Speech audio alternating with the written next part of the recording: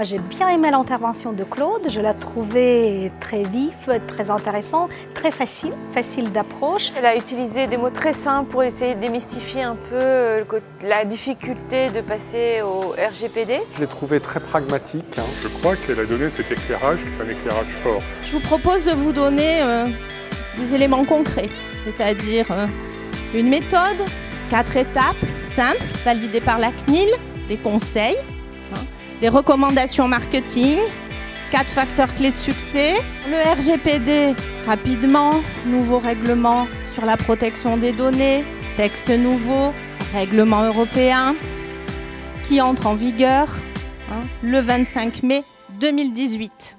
Alors, il y a pas mal de post-it verts, c'est bien, vous avez démarré des actions, bravo. Et il y a des post-it roses.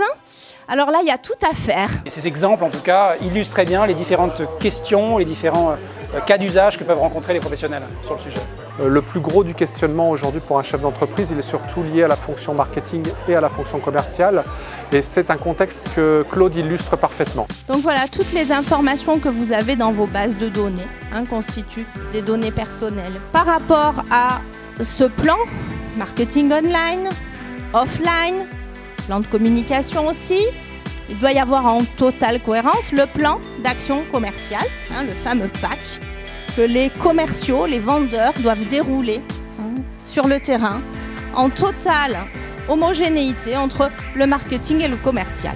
On a parlé de plein de choses en marketing. On a parlé de marketing 360, on a parlé de marketing online, offline. On parle aujourd'hui d'inbound marketing ou de content marketing, le marketing de contenu.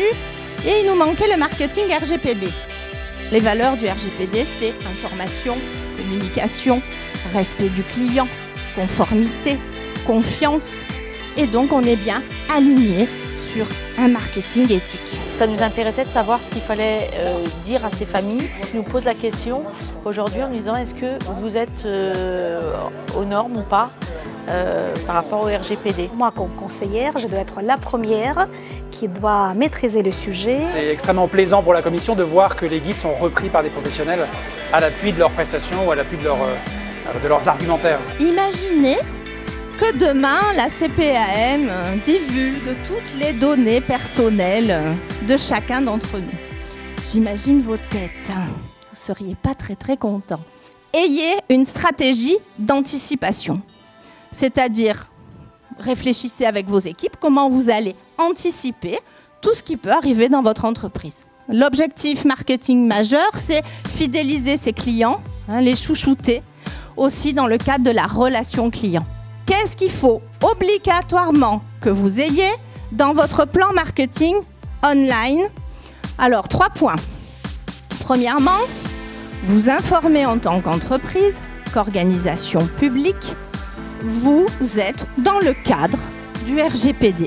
C'est-à-dire, vous dites à vos clients tout simplement, moi en tant que société, je suis informé du cadre du RGPD et je vais le respecter parce que je vous respecte.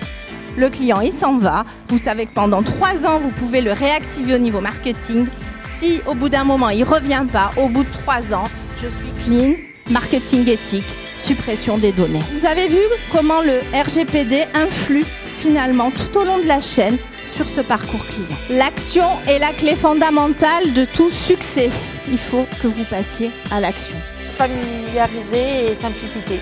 Démystifier cette étape du passage au RGPD. Et maintenant, vous vous applaudissez. Allez, c'est parti. Bravo.